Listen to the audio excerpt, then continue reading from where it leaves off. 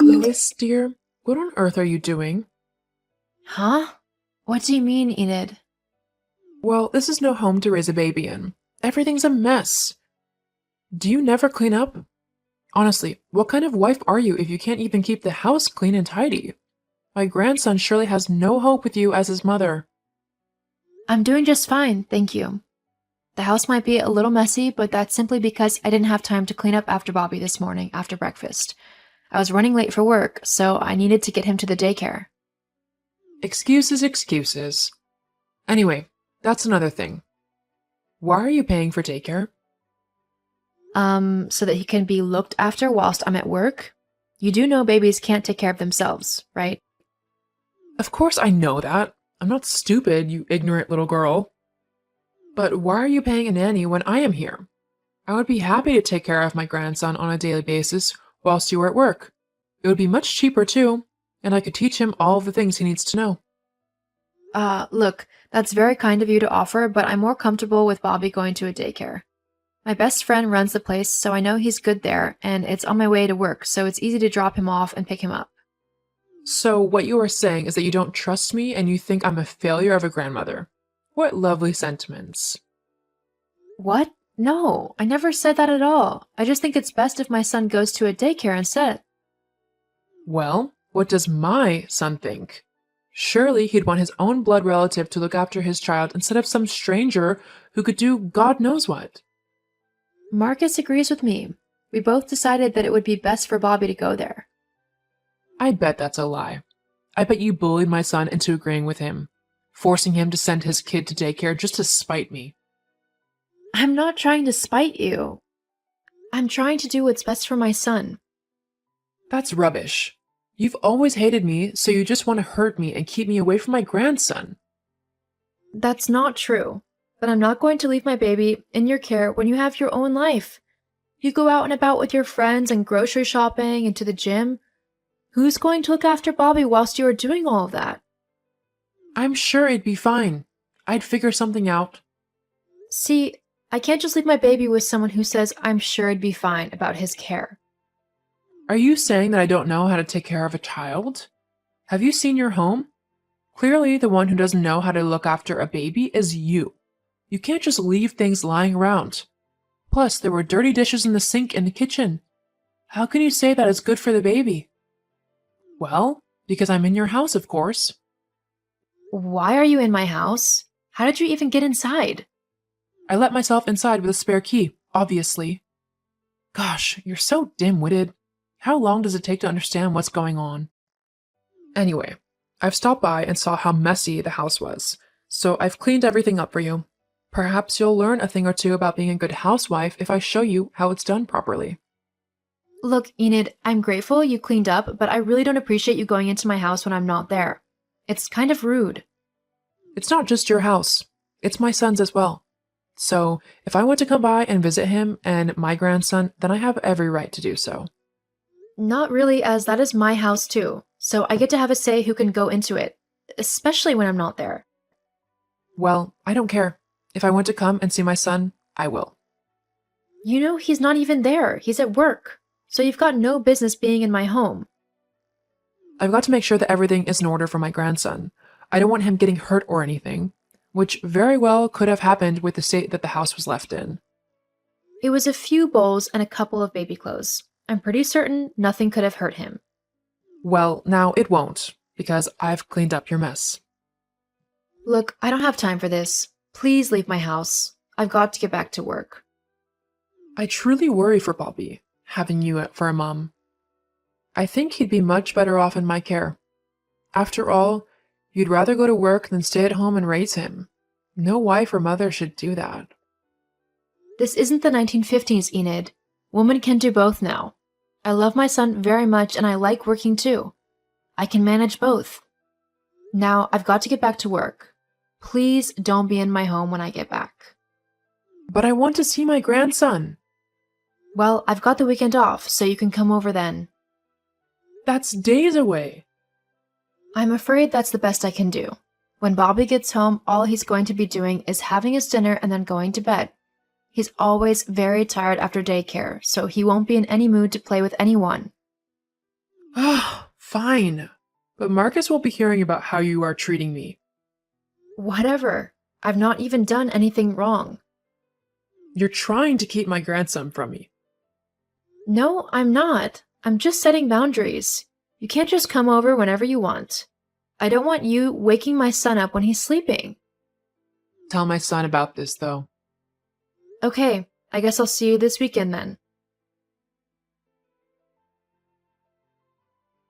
Hey, Lois, I just finished talking to my mom, and she was quite upset with how you were speaking to her this afternoon.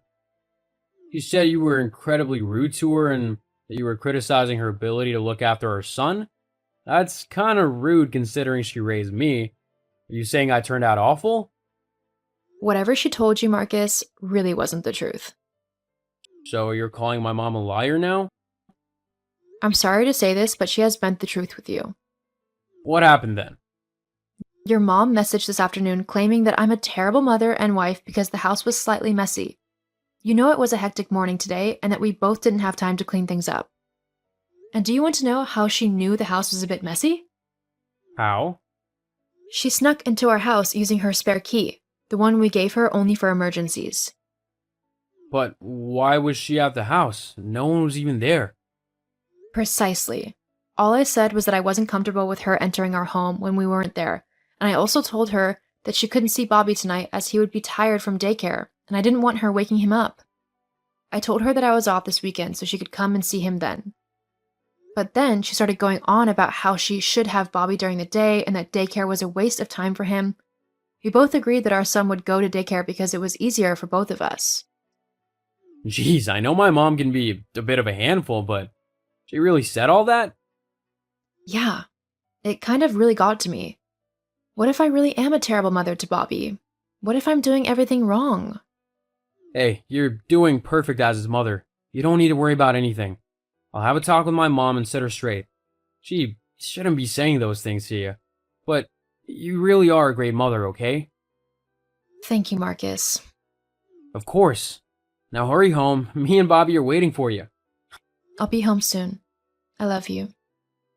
I love you too. You little witch. You've turned my son against me. How could you? I've not done anything, Enid.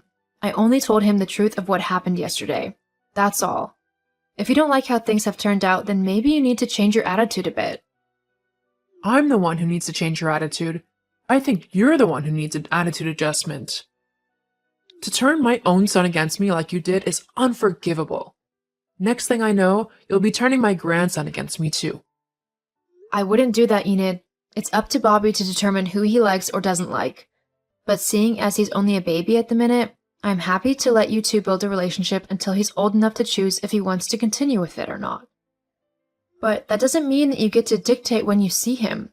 Bobby is my son, so you'll have to stick to my rules. We'll see about that. What?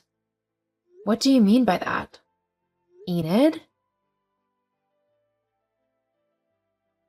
I still don't feel comfortable with what your mom was saying last night. She seemed really creepy.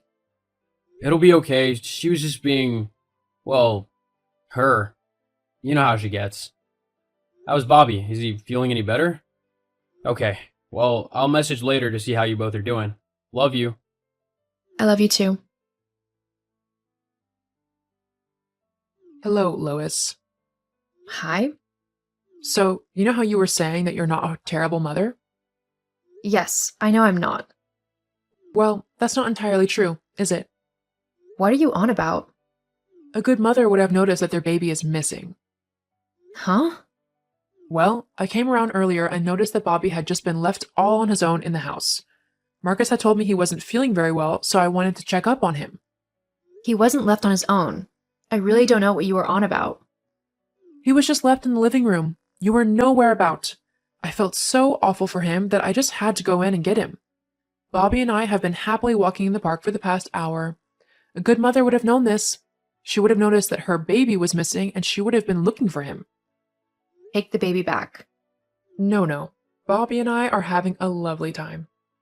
Yeah, okay, but there's just one little thing that I think you should know.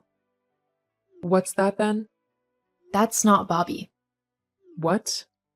The baby you have? It's not my son. That's not true. You're just trying to trick me. I'm really not. And how would I know that? Because my son is currently lying in my arms fast asleep. I don't know whose baby you have with you, but I suggest you take him back ASAP. Otherwise, you could be charged with kidnapping. But this is just an honest mistake. I'm sure if I explain it to the woman, we'll just have a laugh about all this. I doubt it. You stole a baby. If I were that mother, I'd have you charged for kidnapping immediately. Just to let you know that if you ever try to do that with Bobby. Oh God, oh no, what should I do? Well, you should take the baby back to his mom. Then pray that she doesn't call the police on you, if she hasn't already. Lois, I need you to help me. You can come and get the baby and take it back to the woman. She'll go easier on you because you've got a baby too. No way. I'm not getting involved in your mess. You're going to have to sort this out yourself. Lois, as your mother-in-law, I demand you to help me. No, you're in this mess because you wanted to take my baby. I told you that if you wanted to see him, it would be on my terms, and you ignored that. If you think that I'm going to let you anywhere near my child in the foreseeable future, you've got another thing coming.